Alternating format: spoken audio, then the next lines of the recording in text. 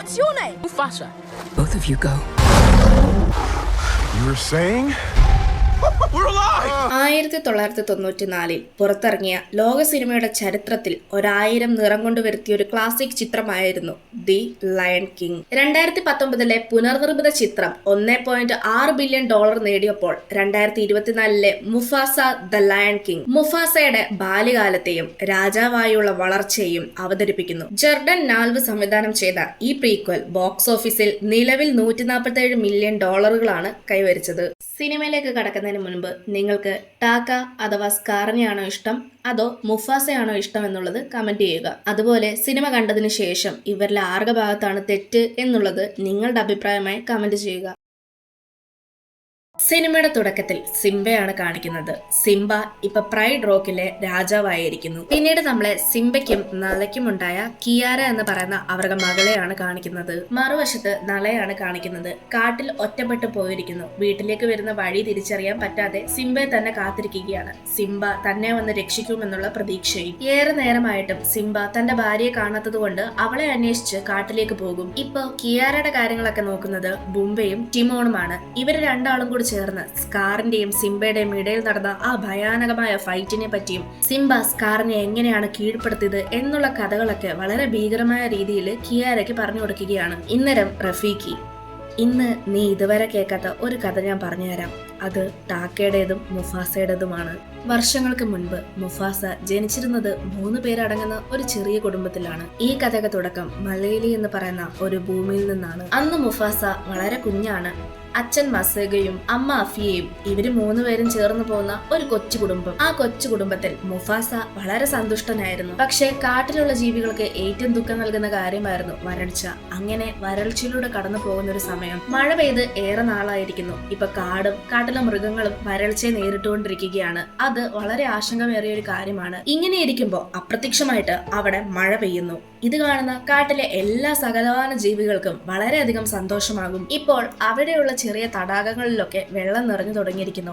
ആദ്യമൊക്കെ എല്ലാ മൃഗങ്ങളും സന്തോഷത്തോടെ വെള്ളത്തിലിറങ്ങി കുളിക്കുകയും കുടിക്കുകയും ഒക്കെ ചെയ്തു. പക്ഷെ പതിയെ പതിയെ ആ തടാകത്തിലുള്ള വെള്ളത്തിന്റെ ആഴം കൂടി വന്നു. നോക്കി നിൽക്കുന്ന സമയം കൊണ്ട് തന്നെ ആ തടാകത്തിലേക്ക് വെള്ളം അടിച്ചു കയറാൻ തുടങ്ങും. അത് നല്ല ഒഴുക്കുള്ള വെള്ളമായിരുന്നു. വെള്ളത്തിൽ കളിച്ചുകൊണ്ടിരുന്ന മുഫാസയും ആ ഒഴുക്കിൽ പെട്ടുപോകും. പുറകിൽ മുഫാസയെ രക്ഷിക്കാൻ അവന്റെ അച്ഛൻ മസേഗയും ഉണ്ട്. ഒരു തരത്തിൽ അച്ഛൻ മകനെ രക്ഷിച്ച് അവിടെയുള്ള ചെറിയ കല്ലുകളിലേക്ക് വിടും. ഇതേ സമയം അമ്മ അപ്പുറത്തെ സൈഡിൽ നിന്ന് നീ ഈ സൈഡിലേക്ക് വാ, ഇങ്ങോട്ട് എടുത്തു ചാട്, പെട്ടെന്നാവട്ടെ എന്ന് പറയുന്നുണ്ട്. പക്ഷെ അവൻ കുഞ്ഞായതുകൊണ്ട് തന്നെ അതിന്റെ മുകളിലൂടെ എടുത്തു ചാടാൻ പേടിയായിരുന്നു. ഇങ്ങനെ നോക്കി നിൽക്കുമ്പോഴാണ് തിരമാലകൾ പോലെ കുറേയധികം വെള്ളം അതിലേക്ക് അടിച്ചു കീറുന്നതും അത് കാരണം മുഫാസ വീണ്ടും ഒഴുക്കിൽപ്പെട്ട് അച്ഛന്റെ അമ്മയുടെ അടുത്ത് നിന്ന് വളരെയധികം ദൂരേക്ക് എത്തും. കണ്ണു തുറന്നു നോക്കുന്ന കൊച്ചു മുഫാസ എത്തിയിരിക്കുന്നത് തനിക്ക് പോലും അറിയാത്ത ഏതോ ഒരു സ്ഥലത്ത്. എന്ത് ചെയ്യണമെന്ന് അറിയാതെ നിൽക്കുന്ന സമയത്ത് കരയിൽ നിന്ന് ഒരു സിംഹക്കുട്ടി ഇവനോട് സംസാരിക്കുന്നു. അതിന്റെ പേരാണ് ടാക്ക. ടാക്ക മുഫാസയോട്, നീ ആരാണ്?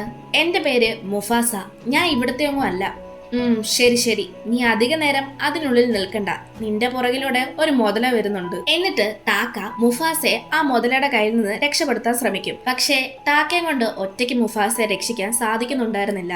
ഇതേ സമയം ഇവരെ 2 പേരെയും ലക്ഷ്യമാക്കിക്കൊണ്ട് 2 മുതലകൾ വന്നുകൊണ്ടിരിക്കുന്നു. കൃത്യസമയത്തിന് എന്തായാലും ടാക്കയുടെ അമ്മ അവിടേക്ക് വന്ന് ഇവരെ 2 ആളെ രക്ഷപ്പെടുത്തും. ടാക്ക അമ്മയോട്, അമ്മേ, ഞാനാണ് ഇവനെ രക്ഷിച്ചത്. എനിക്കൊരു സഹോദരനെ വേണം. എനിക്ക് ഇവന്റെ കൂടെ കളിച്ച് തിരിച്ചു നടക്കാൻ വേണ്ടിയിട്ടാണ്. ഇവനെ നമുക്ക് ഇവിടെ താമസിപ്പിക്കാം എന്ന് പറയും. ഇത് കേൾക്കുന്ന ടാക്കയുടെ അമ്മ, നീ എന്താ പറയുന്നതെന്ന് നിനക്കറിയില്ലേ? ഇവിടുത്തെ നിയമങ്ങൾ എങ്ങനെയാണെന്ന് നിനക്കറിയാമെന്ന് എനിക്ക് നല്ല വിശ്വാസമുണ്ട്. അതറിഞ്ഞിട്ടാണോ നീ ഇങ്ങനെയൊക്കെ സംസാരിക്കുന്നത്? ഇങ്ങനെ അലഞ്ഞു തിരിഞ്ഞു നടക്കുന്നവരെയൊക്കെ ഇങ്ങോട്ട് കൊണ്ടുവരാൻ സാധിക്കില്ലെന്ന് നിനക്കും അറിയാലോ. ഇത് കേൾക്കുന്ന മുഫാസ, ഞാൻ അലഞ്ഞു തിരിഞ്ഞൊന്നും നടക്കുന്നതല്ല, എന്നെ ജസ്റ്റ് കളഞ്ഞു പോയതാണ്. ടാക്ക തന്റെ അമ്മയെ വീണ്ടും ഇതും പറഞ്ഞ് നിർബന്ധിക്കുമ്പോ ടാക്കയുടെ അമ്മ, ശരി, നിന്റെ അച്ഛൻ ഒബാസിയോട് ഇതിനെപ്പറ്റി ചോദിക്കുകയെന്ന് പറയും. അങ്ങനെ അവര് 3 പേരും ഒബാസിയുടെ അടുത്തേക്ക് വരും. ഒബാസിയാണ് ആ കാട്ടിലെ രാജാവ്. അമ്മ മകന്റെ ഈ ആഗ്രഹത്തിനെ പറ്റി ഒബാസിയോട് പറയും. ഇത് കേൾക്കുന്ന ഒബാസി, നീ എന്താണ് ഈ പറയുന്നത്? കാടിന്റെ നിയമങ്ങളും നന്നായിട്ട് അറിയുന്ന നീ തന്നെയാണോ ഇതെല്ലാം എന്നോട് ചോദിക്കുന്നത് എന്ന് ചോദിക്കും. ഒബാസി ടാക്കയോട്, നിന്റെ ആഗ്രഹം ഒരിക്കലും നടക്കില്ല. ഔട്ട്സൈഡർ ആയിട്ടുള്ള ഈ സിംഹത്തിനെ ഇവിടെ താമസിപ്പിക്കണമെന്നാണോ നീ പറയുന്നത്? ഭാവിയില് ഈ കാടിന്റെ രാജാവ് നീയാണ്. പക്ഷെ മറ്റൊരാൾ വന്ന് ആ സ്ഥാനം കൊണ്ടുപോകാൻ എനിക്ക് താല്പര്യമില്ല. നമ്മുടെ ബ്ലഡ് ലൈൻ തന്നെ ഇതിലൂടെ ഇല്ലാതാവുകയാണ് ചെയ്യുന്നത്. ഇതൊക്കെ കേൾക്കുന്ന മുഫാസ, എന്റെ അച്ഛനും അമ്മയും എത്രയും പെട്ടെന്ന് തന്നെ എന്നെ അന്വേഷിക്കാൻ വരും. അന്വേഷിച്ച് എന്നെ കണ്ടുപിടിച്ചു കഴിഞ്ഞാൽ ഞാൻ എന്തായാലും ഇവിടെ നിന്ന് പോകും. ഇത് കേൾക്കുന്ന ഒബാസി, ശരി, നിനക്കിവിടെ താമസിക്കാം, പക്ഷെ അതിനൊരു പന്തയം നീ ജയിക്കണം. പന്തയത്തിൽ എന്റെ മകനാണ് ജയിക്കുന്നത് എങ്കിൽ നീ ഈ കാട് വിട്ടു പോകണം. അങ്ങനെ പന്തയം തുടങ്ങി. പന്തയം വേറൊന്നുമല്ല, ഓട്ട മത്സരമാണ്. ഓട്ട മത്സരത്തിൽ ആദ്യം ആരാണ് മുന്നിട്ട് വരുന്നത് അവരാണ് ജയിക്കുന്നത്. ടാക്കയ്ക്ക് മുഫാസ തന്റെ സഹോദരനായി വരണമെന്ന് നല്ല ആഗ്രഹമുണ്ട്. അത് കാരണം ഇവര് രണ്ടാളും കൂടി പ്ലാൻ ചെയ്ത് മുഫാസയെ ജയിപ്പിക്കും. അതായത് ടാക്ക മനഃപൂർവ്വം പതിയെ ഓടുകയും മുഫാസ വേഗത്തിൽ ഓടുകയും ചെയ്യും. എന്തായാലും പന്തയത്തിൽ വിജയിച്ചിരിക്കുന്നത് മുഫാസയാണ്. രാജാവ് പറഞ്ഞതുപോലെ അദ്ദേഹം പാലിക്കേണ്ടതായിട്ടുണ്ട്. ഒബാസിക്ക് നന്നായിട്ട് അറിയാമായിരുന്നു ടാക്ക ഇത് മനഃപൂർവ്വം ചെയ്തതാണ് എന്നുള്ളത്. പക്ഷെ പന്തയത്തിൽ മുഫാസ ജയിച്ചതുകൊണ്ട് തന്നെ അവനെ ആ കാട്ടിൽ താമസിക്കാൻ ഒബാസി അനുവദിക്കും. അങ്ങനെ കാലത്തിന്റെ ഒപ്പം അവർ രണ്ടാളും വളരും. ചിരിച്ചും കളിച്ചും ചാടിയും ഒക്കെ ആ രണ്ട് സഹോദരങ്ങൾ ഇപ്പോ വളർന്നിരിക്കുകയാണ്. വർഷങ്ങൾ കഴിഞ്ഞു പോയെങ്കിലും മുഫാസയെ ഒബാസിക്ക് തീരെ ഇഷ്ടമായിരുന്നില്ല. കാരണം ഇപ്പോഴും മുഫാസയെ ഒരു ഔട്ട്സൈഡറായിട്ട് തന്നെയാണ് ഒബാസി കാണുന്നത്. അങ്ങനെയിരിക്കെ ഒരു ദിവസം ഒബാസി ടാക്കയോട്, നീ കരുതുന്ന പോലെ ആയിരിക്കില്ല ചിലപ്പോ കാര്യങ്ങളുടെയൊക്കെ നീക്കം. അവൻ നിന്നേക്കാളും ശക്തിയുള്ളവനാണ്. ചിലപ്പോ നീ ഭരിക്കേണ്ട ഈ കാട് അവന്റെ കയ്യിലേക്ക് ആയേക്കാം. നീ സ്വന്തമാക്കാൻ ആഗ്രഹിക്കുന്ന പലതും, നിനക്ക് സ്വന്തമായ പലതും ഒക്കെ നിന്നെ വിട്ടു പോയേക്കാം. അച്ഛൻ ഇതൊക്കെ പറയുമ്പോഴും ടാക്ക ഇതൊന്നും വലിയ കാര്യമാക്കി എടുക്കില്ല. കാരണം ടാക്ക മുഫാസയെ സ്വന്തം സഹോദരനെ പോലെയാണ് കാണുന്നത്. സ്വന്തം സഹോദരൻ ഒരിക്കലും തന്നെ ചതിക്കില്ല എന്നുള്ള ഒരു വിശ്വാസമാണ് ടാക്കയ്ക്കുള്ളത്. വളരെ നല്ല രീതിയിൽ ടാക്ക ഇതൊന്നും മൈൻഡ് ചെയ്യാതെ അവർക്ക് സഹോദര ബന്ധം ഇപ്പോഴും നിലനിർത്തുന്നു. ഇങ്ങനെ ഒരു ദിവസം ടാക്കയുടെ അമ്മയും മുഫാസയും വേട്ടയ്ക്ക് പോകും. ടാക്കയുടെ അമ്മ മുഫാസയും കൊണ്ട് അവിടേക്ക് പോയത് വേട്ട എങ്ങനെയാണ് ചെയ്യുന്നത് എന്ന് പഠിപ്പിക്കാൻ വേണ്ടിയിട്ടായിരുന്നു. പക്ഷെ ഇവര് വേട്ടയ്ക്ക് പോയ അതേ സമയം തന്നെ മറുവശത്ത് വെള്ളസിംഹങ്ങളും അവിടേക്ക് തന്നെ വേട്ടയ്ക്ക് വന്നിട്ടുണ്ടായിരുന്നു. അവര് അറിയാതെയാണ് അങ്ങോട്ട് പോയത് എങ്കിലും അവിടെയുള്ള സിംഹങ്ങൾ ഇവരെ ശത്രുവായിട്ടാണ് കാണുന്നത്. ഈ വെള്ള സിംഹങ്ങൾ ബ്രൗൺ സിംഹങ്ങളെക്കാട്ടിലും ഇരട്ടി മടങ്ങ് ശക്തിശാലിയും അതുപോലെ കരുത്തുമുള്ളവരാണ്. അതുകൊണ്ട് തന്നെ അവരുമായി ഫൈറ്റ് ചെയ്യുന്നത് ഒട്ടും ശാശ്വതമായിരുന്നില്ല. പക്ഷേ ഈ വെള്ളസിംഹങ്ങൾ ഇവരുമായി ഫൈറ്റ് ചെയ്യാൻ തയ്യാറായി നിൽക്കുകയാണ്. ആ വെള്ളസിംഹങ്ങൾ ടാക്കയുടെ അമ്മയാണ് ആദ്യം ലക്ഷ്യമിടുന്നത്. അതുമായി ഫൈറ്റ് ചെയ്യാൻ നോക്കും. പക്ഷേ ഈ വെള്ളസിംഹങ്ങൾ പൊതുവെ ശക്തിശാലി ആയതുകൊണ്ട് അതിന്റെ അടുത്ത് ഫൈറ്റ് ചെയ്യുന്നത് തന്റെ ജീവൻ പോകുന്നതിന് തുല്യമാണ്. ഈ സമയമാണ് കൂടെയുള്ള മുഫാസ ടാക്കയുടെ അമ്മയെ രക്ഷിക്കുന്നത്. ശേഷം ആ വെള്ളസിംഹങ്ങളുമായി ഫൈറ്റ് ചെയ്യും. മറുവശത്ത് അല്പം ദൂരെ നിന്ന് ടാക്ക ഇതെല്ലാം കാണുന്നുണ്ട്. പക്ഷെ ഈ സിംഹങ്ങളെ കണ്ട് ടാക്ക പേടിച്ച് അവിടെ നിന്ന് ഓടിപ്പോവുകയാണ് ചെയ്യുന്നത്. ഒരു ഘട്ടം എത്തുമ്പോൾ മുഫാസ ടാക്കയുടെ അമ്മയും മുഫാസയുടെ ജീവനും രക്ഷിക്കാൻ വേണ്ടിയിട്ട് അതിലൊരു സിംഹത്തിനെ കൊല്ലും. അതായത് വെള്ളസിംഹങ്ങളിലെ ഒരു സിംഹത്തിനെ മുഫാസ കൊല്ലും. ബാക്കിയുണ്ടായിരുന്ന ഒരു സിംഹം അവിടെ നിന്ന് പേടിച്ചോടിപ്പോകും. കാരണം അത് ഒറ്റയ്ക്കല്ലേ ഉള്ളൂ, ഇവര് രണ്ടുപേരുണ്ട്. അതുകൊണ്ടാണ് അത് അവിടുന്ന് പേടിച്ചോടി പോകുന്നത്. എന്തായാലും ഇവര് തിരിച്ച് കാട്ടിൽ വന്ന് ഒബാസിയോട് ഈ കാര്യങ്ങളെല്ലാം പറയും. വെള്ളസിംഹങ്ങളിലെ ഒരു സിംഹത്തിനെ കൊലപ്പെടുത്തിയത് കൊണ്ട് തന്നെ ആ സിംഹങ്ങൾ പകരം വീട്ടാനായി തീർച്ചയായിട്ടും വരും. മുഫാസ ടാക്കയുടെ അമ്മയെ രക്ഷിച്ചതിൽ ഒബാസിക്ക് വളരെയധികം സന്തോഷമുണ്ട്. പക്ഷേ ഇതിന്റെ പുറകില് ഇനിയാണ് അപകടം വരാൻ പോകുന്നത്. കൂട്ടത്തിലുള്ള ഒരാളെ കൊലപ്പെടുത്തിയതിന്റെ ദേഷ്യത്തിൽ ആരാണത് കൊന്നത് എന്നറിയാൻ വേണ്ടി തീർച്ചയായിട്ടും അവർ ഈ കാട്ടിലേക്ക് വരും. മുഫാസയാണ് ഇത് ചെയ്തത് എന്ന് അറിഞ്ഞു കഴിഞ്ഞാൽ മുഫാസയുടെ കഥ അവിടെ കഴിയും. അതുകൊണ്ട് ഒബാസി മുഫാസയോടും ടാക്കയോടും തൽക്കാലത്തേന് ആ കാട് വിട്ട് അല്പം ദൂരെ മാറി എങ്ങോട്ടേലും പോകാൻ പറയും. പിന്നീട് വെള്ളസിംഹങ്ങളുടെ കാടാണ് കാണിക്കുന്നത്. അവിടുത്തെ രാജാവാണ് കൈറോസ്. കൈറോസിന്റെ അടുത്ത് ആ രക്ഷപ്പെട്ടു വന്ന സിംഹം തന്റെ കൂടെയുള്ള ആള് മരിച്ചതിനെ പറ്റി പറയും. ആ മരിച്ചത് വേറെ ആരുമായിരുന്നില്ല, കൈറോസിന്റെ മകനായിരുന്നു. പക്ഷേ ആ രക്ഷപ്പെട്ടു വന്ന സിംഹത്തിനെ മണത്തു നോക്കുമ്പോ കൈറോസിന്റെ മകനെ ആ സിംഹം ഒറ്റയ്ക്കാക്കിയിട്ട് രക്ഷപ്പെട്ടു വന്നതാണെന്നുള്ള കാര്യം കൈറോസിന് മനസ്സിലാകും. അതുകൊണ്ട് തന്നെ കൈറോസ് ആ സിംഹത്തിനെ കൊല്ലും. പിന്നീട് ഈ സിംഹങ്ങളെല്ലാവരും കൂടി ഒബാസയുടെ കാട്ടിലേക്ക് പോകാൻ തീരുമാനിക്കും. ഇതെല്ലാം ഒബാസയുടെ ആളായ ഒരു സിംഹം കേൾക്കുന്നുണ്ടായിരുന്നു. ശരിക്കും പറഞ്ഞാൽ ഇവിടുത്തെ കാര്യങ്ങളൊക്കെ അറിയാൻ വേണ്ടി ഒബാസ തന്നെയാണ് ആ സിംഹത്തിനെ ഈ സിംഹങ്ങളുള്ള സ്ഥലത്തേക്ക് പറഞ്ഞയച്ചത്. ഒബാസയുടെ ആളായ സിംഹം എത്രയും പെട്ടെന്ന് കാട്ടിൽ ചെന്ന് ഒബാസയുടെ അടുത്ത് ഈ കാര്യങ്ങളൊക്കെ പറയും. അതായത് വെള്ളസിംഹങ്ങളെല്ലാം കൂട്ടത്തോടെ കാടിന് നേരെ വരുന്നുണ്ടെന്നും അത് മുഫാസയെ അന്വേഷിച്ചാണ് വരുന്നത് എന്നും വന്ന് പറയും. പിറ്റേന്ന് രാവിലെ ആയിരിക്കുന്നു. ടാക്കയുടെ അമ്മ മുഫാസയോടും ടാക്കയോടും മിലയിലേക്ക് പോകാനായി പറയുന്നു.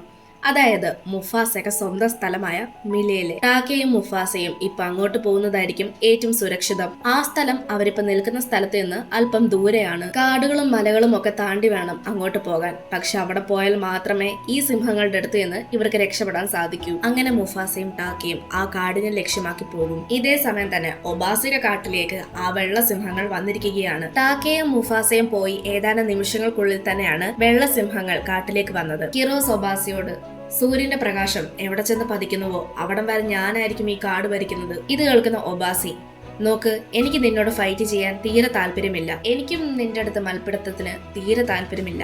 ഞാൻ ചോദിക്കുന്ന ഒറ്റ ചോദ്യത്തിന് നീ ഉത്തരം തന്നാ മതി. എന്റെ മകനെ ആരാണ് കൊന്നത്? ആ കൊന്നവനെ എനിക്ക് വേണം. അവനിപ്പോ എവിടെയാണുള്ളത്? ഇത് കേൾക്കുന്ന ഒബാസി, നിങ്ങൾ ആരെ പറ്റിയാണ് പറയുന്നത് എന്ന് എനിക്കറിയില്ലെന്ന് പറയും. ഇന്നരം കിറോസിന്റെ സിംഹങ്ങൾ എല്ലാവരും കൂടി ബ്രൗൺ സിംഹങ്ങളുടെ ചുറ്റും കൂടി നിൽക്കും. വെള്ള സിംഹങ്ങളുമായി തങ്ങൾ ഫൈറ്റ് ചെയ്യാൻ പോയി കഴിഞ്ഞാൽ തങ്ങളുടെ പൊടി പോലും കിട്ടില്ലെന്ന് ഒബാസിക്ക് നന്നായിട്ട് അറിയാമായിരുന്നു. പിന്നീട് കിറോസിന്റെ സിംഹങ്ങളും കൂടി ചേർന്ന് ടാക്കയും മുഫാസയും അന്വേഷിച്ചു പോകും. ഈ സിംഹങ്ങൾ വളരെ വേഗത്തിലാണ് മുഫാസയും ടാക്കയും അന്വേഷിച്ച് കാട്ടിലൂടെ പോകുന്നത്.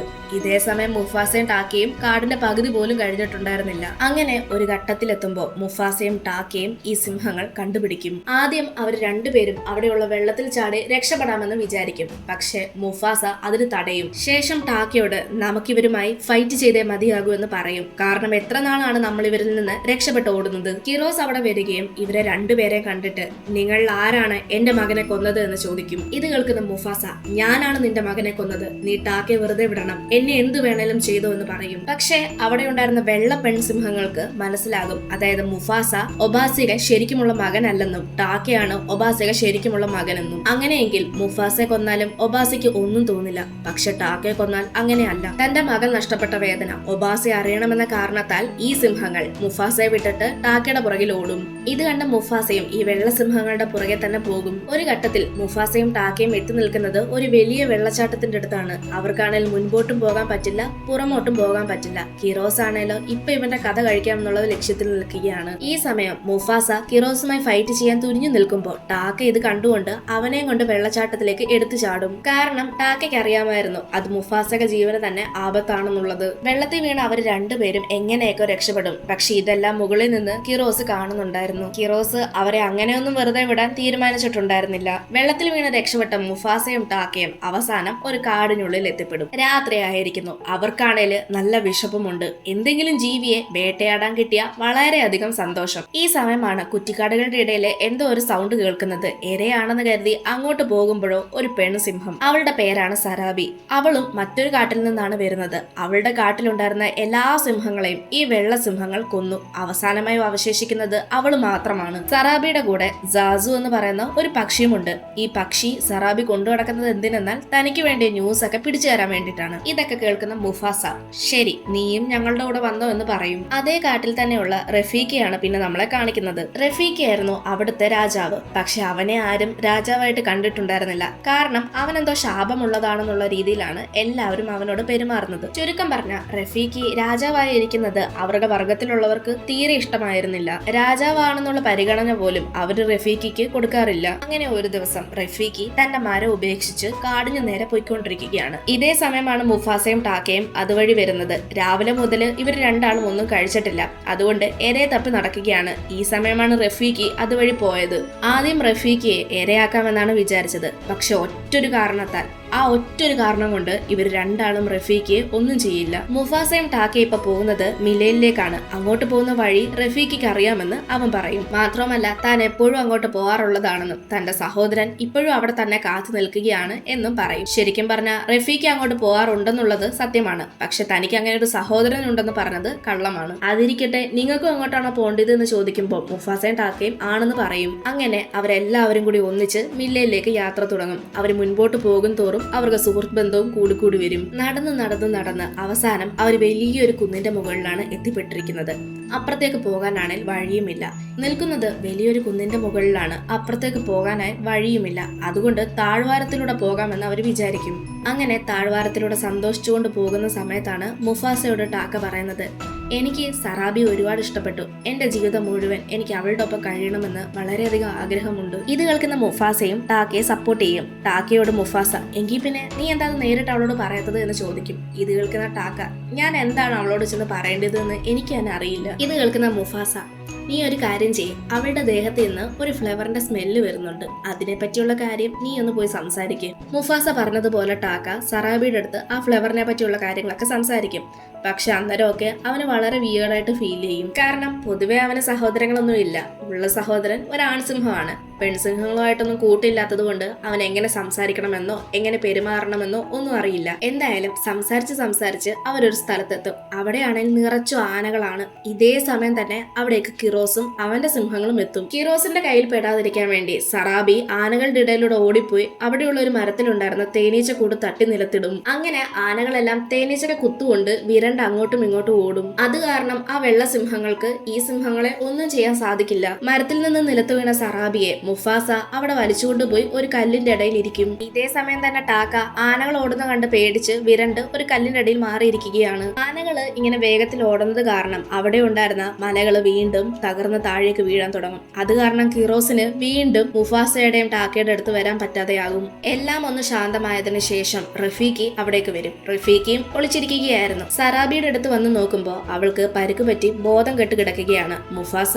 അതേ സമയം കൊണ്ട് എഴുന്നേറ്റ് മാറിയിരുന്നു. പിന്നീട് റഫീഖി തനിക്കറിയാവുന്ന എന്തൊക്കെയോ പ്രയോഗങ്ങൾ ഉപയോഗിച്ച് സറാബിയുടെ ശരീരത്തിലുണ്ടായിരുന്ന പരിക്കും അവളുടെ ബോധക്കേടുമെല്ലാം മാറ്റിക്കൊടുക്കും. ബോധം തിരിച്ചു കിട്ടിയ സറാബി ആരാണ് എന്നെ രക്ഷിച്ചത് എന്ന് ചോദിക്കുമ്പോൾ മുഫാസ ടാക്കയുടെ പേര് പറയും. എന്തായാലും പിന്നീട് അവർ 4 പേരും വീണ്ടും അവിടെ നിന്ന് എഴുന്നേറ്റ് നടന്ന് മിലേൽ എന്ന് പറയുന്ന ആ സ്ഥലത്തേക്ക് പോകാൻ തുടങ്ങും. അടുത്തതായി മഞ്ഞുമലകൾ താണ്ടി വേണം അവര് അങ്ങോട്ട് പോകാൻ. മഞ്ഞിലൂടെ നടക്കുന്ന സമയത്ത് കാൽപാദങ്ങൾ മഞ്ഞിൽ തെളിയും. അങ്ങനെ തെളിഞ്ഞാൽ കിറോസ് ഇവരെ പിന്തുടർന്നു വരും. അതില്ലാതാക്കാൻ വേണ്ടി സാസുവിന്റെ സഹായത്തോടു കൂടി ഇവര് മുൻപോട്ട് പോകുന്ന സമയത്ത് ഇവരുടെ പിന്നിലുള്ള കാൽപാദങ്ങൾ സാസു മഞ്ഞ് ഉപയോഗിച്ച് നീക്കം ചെയ്യും. അതായത് മുകളിലുള്ള മഞ്ഞുകളെല്ലാം താഴേക്ക് തള്ളിയിട്ട് അത് മറയ്ക്കും. കിറോസും അയാളുടെ സിംഹങ്ങളും അങ്ങോട്ട് വന്നിട്ടുണ്ട്. പക്ഷെ കാൽപാദങ്ങൾ ഇല്ലാത്തത് കൊണ്ട് ഇവരെങ്ങോട്ടാണ് പോയത് എന്ന് അവർക്കറിയില്ല. കുറെ ദൂരം നടന്ന് അവര് മഞ്ഞുമലയുടെ മുകളിലേക്ക് എത്തും. ഇനി കുറച്ചു നേരം വിശ്രമമാകാം. ഈ സമയം സറാബിയും മുഫാസയും മാത്രമേ അവിടെ ഉണ്ടായിരുന്നുള്ളൂ.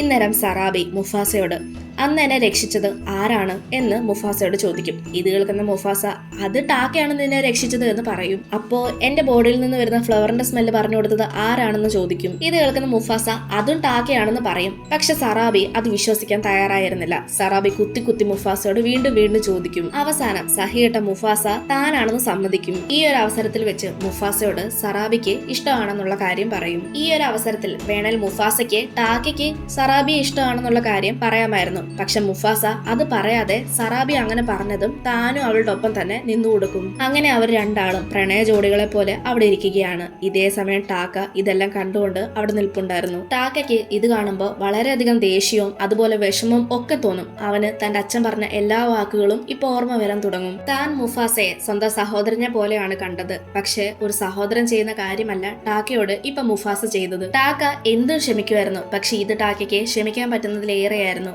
ടാക്ക മുഫാസയോട് പ്രതികാരം വീട്ടണമെന്ന് കരുതും. ടാക്ക കിറോസ് ഉള്ള സ്ഥലത്തേക്ക് പോയി മുഫാസയൊക്കെ ഇപ്പൊ നിൽക്കുന്ന സ്ഥലം പറഞ്ഞു കൊടുക്കും. അതിനുവേണ്ടി ടാക്ക കിറോസിനോട് തന്റെ കാൽപാദങ്ങൾ പിന്തുടരാനായിട്ട് പറയും. ശേഷം ടാക്ക കിറോസിനോട് ശരിയാണ്, ഞാൻ ഉപാസിക മകൻ തന്നെയാണ്. പക്ഷേ നിന്റെ മകനെ കൊന്ന ആളിനോടാണ് നിനക്ക് പ്രതികാരം വീട്ടേണ്ടത് എങ്കിൽ നീ മുഫാസയെ കൊന്നോളൂ. ഞാനും അതിന് കൂടെ ഉണ്ടാകും. നിനക്ക് നിന്റെ മകനെ നഷ്ടപ്പെട്ടതുപോലെ എനിക്ക് എന്റെ വേണ്ടപ്പെട്ടവരെ ഒക്കെ നഷ്ടപ്പെട്ടു. എന്റെ എല്ലാം ഓരോന്നോരോന്നായി അവൻ സ്വന്തമാക്കി. മറുവശത്ത് ഇപ്പൊ അവര് വീണ്ടും മിലയിലേക്ക് തിരിക്കുകയാണ്. ഇതേ സമയം ടാക്ക മുഫാസയുടെ അടുത്തേക്ക് വരും. മുഫാസ ടാക്കയോട് നീ എവിടെ പോയേക്കുമായിരുന്നു എന്ന് ചോദിക്കുമ്പോൾ അത് ഞാൻ ഭക്ഷണം തേടി പോയതാണ്. നല്ല വിശപ്പുണ്ടായിരുന്നു. ഇവിടെ എന്തെങ്കിലും ഇര കിട്ടുമെന്ന് നോക്കിയതാ. പക്ഷെ ഇവിടെ ഒന്നും ഇല്ലായിരുന്നു എന്ന് പറയും. അങ്ങനെ കുറച്ചു ദൂരം കൂടി നടന്ന് അവസാനം അവര് മിലയിലേക്ക് എത്തും. കുറെ നാളുകൾക്ക് ശേഷം മുഫാസ വീണ്ടും തന്റെ കാട് കാണുകയാണ്. ഇത് കാണുന്ന മുഫാസയ്ക്ക് വളരെയധികം സന്തോഷമാകും. പക്ഷെ ഇതേ സമയം തന്നെ അവിടേക്ക് കിറോസും എത്തിയിരുന്നു. കിറോസിനെ കണ്ട മുഫാസയ്ക്ക് എല്ലാ കാര്യങ്ങളും മനസ്സിലായി. അതായത് ടാക്കയാണ് കിറോസിന് വഴി കാട്ടിക്കൊടുത്തത് എന്നുള്ളത്.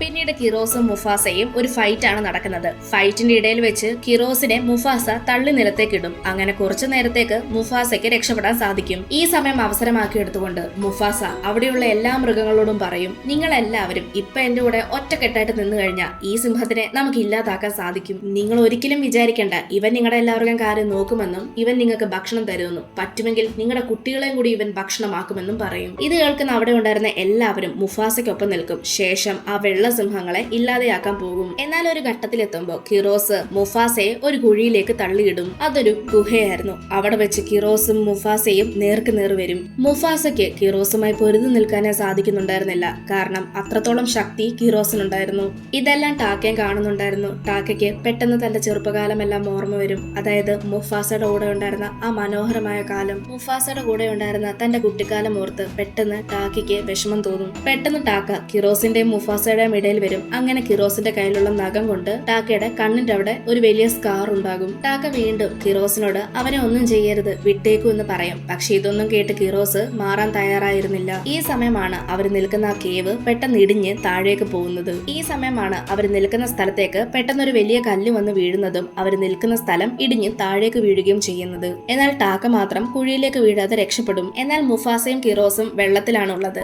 ഈ സമയമാണ് മുകളിൽ നിന്ന് ഒരു കല്ല് വരുന്നത് മുഫാസ കാണുന്നത്. ഇത് കണ്ട മുഫാസ കിറോസിനെ തള്ളിവിടും. ഇന്നലെ ഈ കല്ല് കിറോസിനെയും കൊണ്ട് കൂടുതൽ ആഴത്തിലേക്ക് പോകും. വെള്ളത്തിന് വെളിയിലേക്ക് വരുന്ന മുഫാസയെ ടാക്ക വീണ്ടും രക്ഷിക്കും. ഇപ്പൊ ആ കാട്ടിലുള്ള എല്ലാ മൃഗങ്ങളും മുഫാസയെ തങ്ങളുടെ രാജാവായിട്ടാണ് കാണുന്നത്. മാത്രവുമല്ല അവിടെ ഉണ്ടായിരുന്ന കിറോസിന്റെ സിംഹങ്ങളെല്ലാം അവിടെ നിന്ന് ഓടി രക്ഷപ്പെടും. ഇവിടെ വെച്ച് മുഫാസ തന്റെ അമ്മയെ വീണ്ടും കണ്ടുമുട്ടും. പക്ഷെ ഒരു കാര്യം കൂടി അവൻ അറിയും. അതായത് ഇപ്പോ അവന്റെ അച്ഛൻ മസേഗോ ജീവനോടെ ഇല്ല. പിന്നീട് കുറച്ചു നേരങ്ങൾക്ക് ശേഷം മുഫാസയുടെ അടുത്തേക്ക് ടാക്ക വരും. എന്നിട്ട് താൻ ചെയ്ത എല്ലാ കാര്യങ്ങൾക്കും ക്ഷമ ചോദിക്കും. ഇത് കാണുന്ന മറ്റു മൃഗങ്ങൾ ടാക്കയെ ആ കാട്ടിൽ നിന്ന് അടിച്ചോടിക്കാൻ പറയും. പക്ഷെ ഇത് കേൾക്കുന്ന മുഫാസ താൻ രാജാവായിരിക്കുന്നോളം കാലം തന്റെ സഹോദരൻ ഇവിടെ തന്നെ ഉണ്ടാകുമെന്ന് പറയും. മുഫാസ ടാക്കയോട് ക്ഷമിച്ചെങ്കിലും ടാക്കയുടെ പേരിനി മുഫാസയ്ക്ക് ഉച്ചരിക്കാൻ വളരെയധികം ബുദ്ധിമുട്ടായിരുന്നു. അതുകൊണ്ട് ടാക്ക അവന്റെ പേര് സ്വയം സ്കാർ എന്നാക്കി മാറ്റി. അങ്ങനെ മുഫാസ അവിടുത്തെ രാജാവുകയും സ്കാർ അവിടെയുള്ള മലമുകളിലും താമസമാകും. അങ്ങനെ റഫീക്ക് കിയാരയ്ക്ക് എല്ലാ കഥകളും പറഞ്ഞു കൊടുക്കും. മാത്രമല്ല സിംബ തന്റെ ഭാര്യയെ കൊണ്ടാണ് തിരിച്ചു വരുന്നത്. കൂടെ ഒരു ചെറിയ സിംഹക്കുട്ടിയുമുണ്ട്. അത് കിയാരയുടെ സഹോദരനാണ്. സഹോദരനെ കാണുന്ന കിയാര ബാ നിനക്ക് ഞാൻ ഒരു കഥ പറഞ്ഞുതരാമെന്ന് പറഞ്ഞ് വിളിച്ചുകൊണ്ട് പോകും. ആ ഒരു സീൻ അങ്ങനെ കാണിച്ചുകൊണ്ടാണ് മുഫാസ ദ ലയൺ കിങ് എന്ന് പറയുന്ന ഈ ഒരു മൂവി തീരുന്നത്. നിങ്ങൾക്ക് ഈ ഒരു വീഡിയോ ഇഷ്ടമായെന്ന് വിചാരിക്കുന്നു. മൂവിയെ പറ്റി എന്തെങ്കിലും സംശയങ്ങളോ അഭിപ്രായങ്ങളോ ഉണ്ടെങ്കിൽ തീർച്ചയായിട്ടും അത് കമന്റ്സിലൂടെ രേഖപ്പെടുത്തുക. സിനിമയുടെ തുടക്കത്തിൽ ഞാൻ പറഞ്ഞതുപോലെ തന്നെ സിനിമ കാണുന്നതിന് മുൻപ് നിങ്ങൾ ആരുടെ ഫാനായിരുന്നോ, അവരുടെ ഫാനാണോ ഇപ്പോഴും എന്ന് കമന്റ് ചെയ്യുക. അപ്പോൾ മറ്റൊരു വീഡിയോ ആയിട്ട് നമുക്ക് വീണ്ടും കാണാം.